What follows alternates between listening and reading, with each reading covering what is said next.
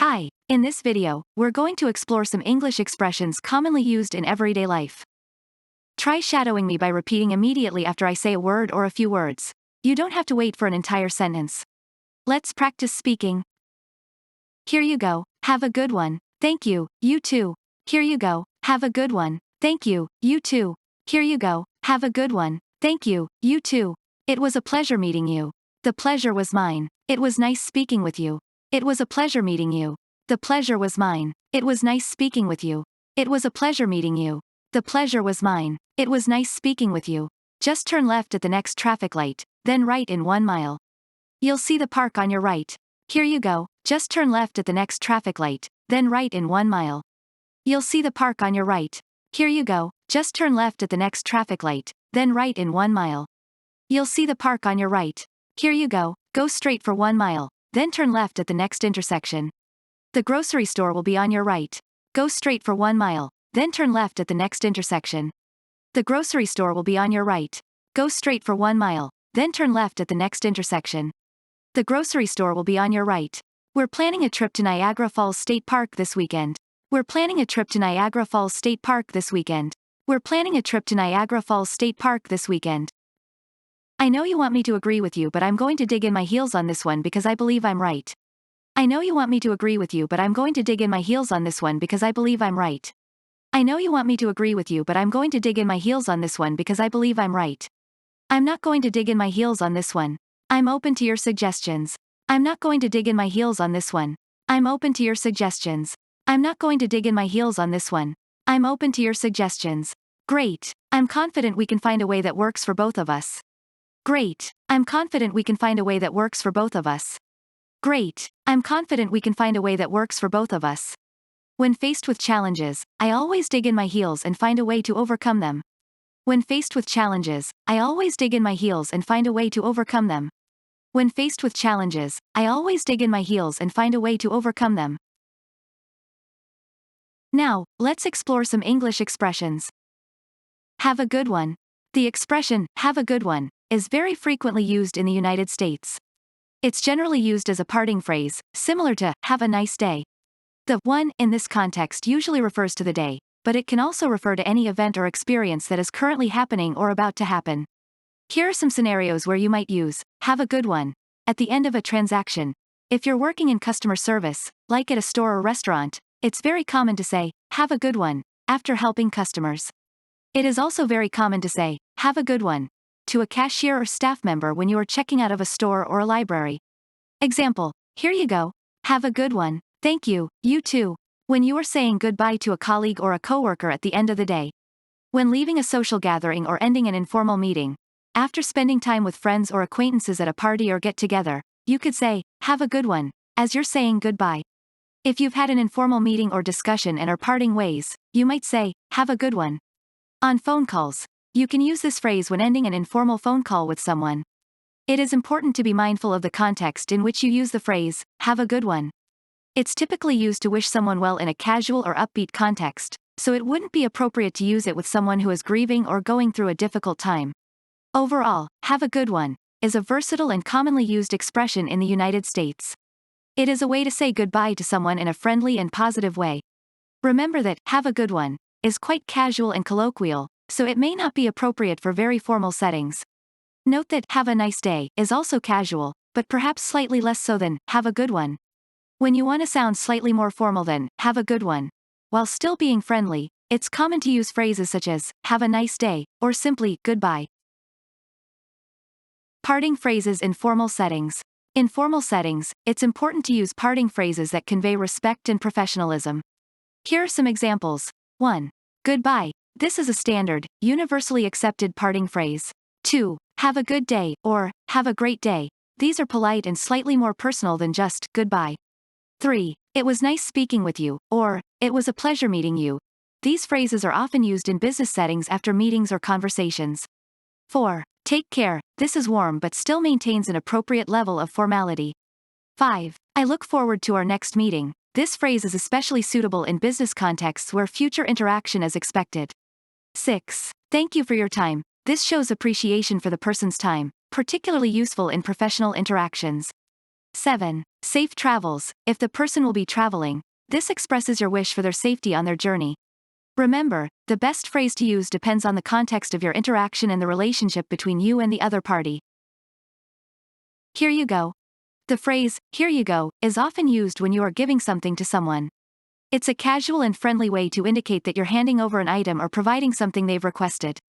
Here are some situations where the phrase, here you go, is commonly used.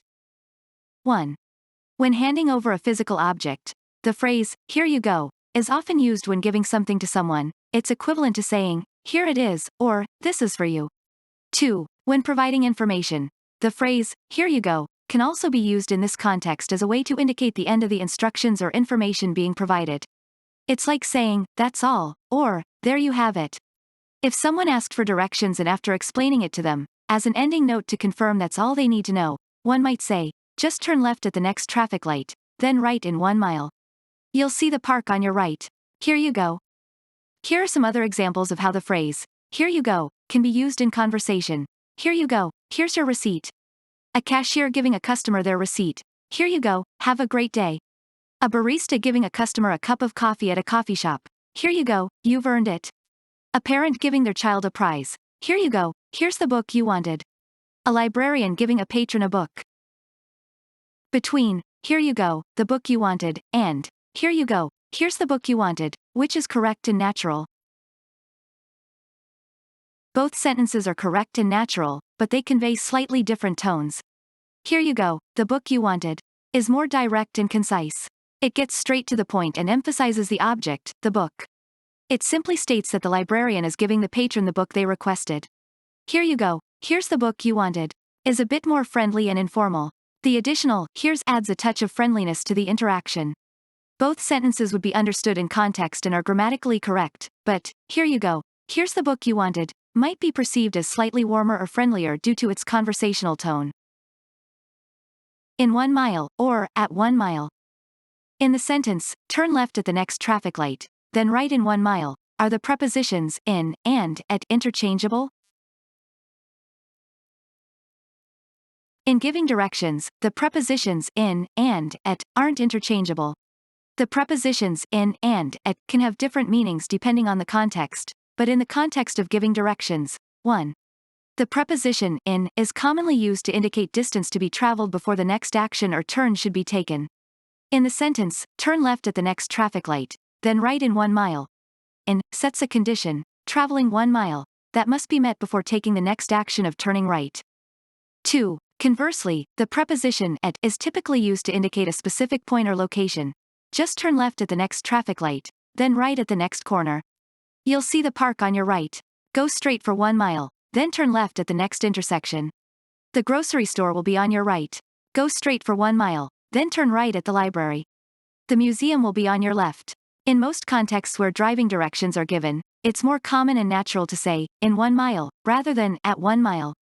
This is because 1 mile usually denotes distance between 2 points rather than a specific location.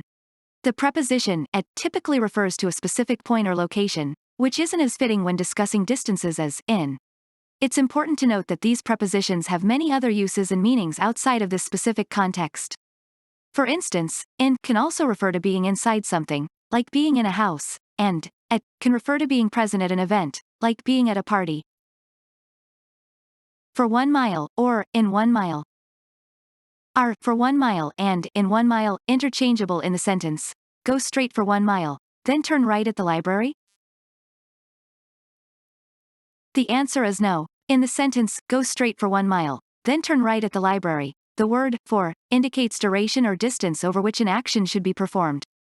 Although we typically think of duration in terms of time, it can also refer to distance when discussing travel or movement. In this case, going straight for 1 mile means you should continue going straight over a distance of 1 mile before making a right turn at the library. On the other hand, if we were to say, go straight in 1 mile, the preposition in sets a condition of traveling 1 mile that must be met before executing the action of going straight. So, the sentence go straight in 1 mile, then turn right at the library, would imply that after traveling about a mile from your current position, regardless of what directions you took during that distance, you should go straight and then make a right turn when you reach the library. However, this sentence is a bit unusual and could be confusing. It would be clearer to say something like, in 1 mile, go straight past a certain landmark, then turn right at the library. 1 mile, or a mile. Which is correct and natural? 1 mile, or a mile. Both 1 mile and a mile are correct, natural, and commonly used in English, but there are subtle differences in how they are used. 1 mile is used to specify a specific distance. This phrase is slightly more formal and precise. It is often used in contexts where exact measurements are important, such as in scientific research, official reports, or legal documents. For example, you might say, I ran 1 mile today. 2 A mile is used to indicate a general distance. This phrase is slightly more informal and conversational. It's commonly used in everyday speech or casual writing. For example, you might say, I like to walk a mile or two every day. The difference between 1 mile and a mile is very subtle, and either one would be perfectly acceptable in most situations. However, there are some cases where it is more appropriate to use one form over the other. For example, in a written document such as a legal contract or a technical manual, it is generally preferred to use the more formal 1 mile. This is because it is more specific and less ambiguous. On the other hand, in a spoken conversation or a casual email, it is perfectly acceptable to use the more informal a mile. This is because the context will usually make it clear what the speaker or writer means. In everyday spoken English, especially American English, you're likely to hear both versions. The choice between 1 mile and a mile often depends on the context or personal preference. Here are some examples of how you might use these phrases. More formal. The state park is 1 mile away from here. More informal. It's about a mile to the nearest gas station. Remember that context matters. If you're speaking or writing informally, either option works well. If you're aiming for a more formal tone or need to be precise, opt for 1 mile. The state park in the sentence, the state park is 1 mile away from here, refers to a specific park that is managed by the state government. State parks are often areas of land preserved for their natural beauty, historical significance, or recreational potential. They are typically open to the public for activities like hiking, camping, fishing, swimming, and wildlife viewing. When you say, the state park is 1 mile away from here, it suggests that you and your listener both know which state park you're referring to. This could be because there's only one state park nearby, or because you were already talking about a specific state park earlier in your conversation. If there was more than one state park nearby and it wasn't clear which one you were referring to, you might need to specify further by saying something like, Niagara Falls State Park is 1 mile away from here. Niagara Falls State Park, or the Niagara Falls State Park. Niagara Falls State Park is the proper name of a state park in Niagara County, New York, United States. It's generally more common to omit the when using the full name of a specific place in both formal and informal English because the specific place is already identified by its full name. However, whether or not to use the with the full name of a specific place can depend on the style guide being followed. Some might prefer to include the, while others might advise against it. This also applies to promotional materials and tourist websites. Their usage can depend on their own style guidelines or branding decisions. In everyday speech and writing, it's usually more natural sounding to say, Niagara Falls State Park, rather than the Niagara Falls State Park. For example, we're planning a trip to Niagara Falls State Park this weekend. Dig in one's heels. The phrase, dig in one's heels, means to resist or refuse to change one's position, opinion, or course of action.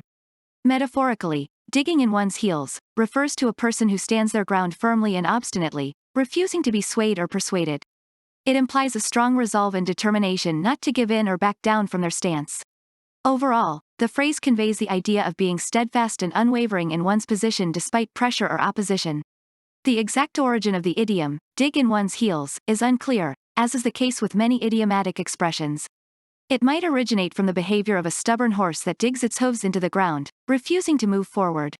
The imagery suggests someone firmly planting their heels into the ground as a sign of resistance and refusal to yield. Alternatively, it might have originated in a military context. Soldiers would dig their heels into the ground to hold their position during battle or to resist being pushed back by an opposing force.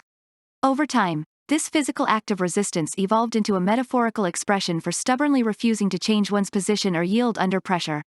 In the phrase, dig in one's heels, dig acts as a transitive verb that requires an object, in this case, one's heels. Here, dig, metaphorically implies pushing into something much like driving a shovel into the ground. The phrase comes from the physical act of digging or driving one's heels into the ground to resist being moved or pushed. In this context, it symbolizes a person's resistance or stubbornness. They are metaphorically digging their heels into the ground as a way to stand firm and not be swayed from their position or opinion. In the phrase, dig in one's heels, the word in tells us that the heels are being dug into something, in this case, the ground. When you say someone is digging in their heels, the word in conveys a sense of firmness or steadfastness. It gives the impression of someone literally digging their heels into the ground, refusing to be moved or swayed from their position. This metaphorical use of in helps express an action that is inward, deep, or thorough. Both dig in one's heels and dig one's heels in are correct and can be used interchangeably. They both mean to resist or refuse to change one's position or opinion. The placement of the word in can sometimes vary in phrasal verbs like this, especially in informal English. However, some people may find dig in one's heels more common or natural sounding. The idiom is typically used in the plural form of dig in one's heels, referring to both heels of a person. It symbolizes the act of using both feet to resist or stand firm, which is why we usually say, dig in my, your, his, her, their heels, rather than using the singular, heel. The phrase, dig in one's heels, is fairly common in everyday English, especially in contexts where negotiation, debate, or decision-making are involved. It's often used to describe someone who is being stubborn or refusing to change their position or decision despite pressure or compelling arguments. It can be used in a positive or negative way. It can be used to describe someone who is being determined and steadfast, or it can be used to describe someone who is being stubborn and inflexible. Examples. 1. I don't know why you're digging in your heels over this issue, it's not a big deal. 2. Don't dig in your heels too much on this matter, sometimes compromise is necessary. 3. You need to stop digging in your heels and listen to other people's perspectives. 4. I know you want me to agree with you, but I'm going to dig in my heels on this one because I believe I'm right. 5. I'm not going to dig in my heels on this one. I'm open to your suggestions. Great. I'm confident we can find a way that works for both of us. 6. When faced with challenges, I always dig in my heels and find a way to overcome them. Thanks for watching.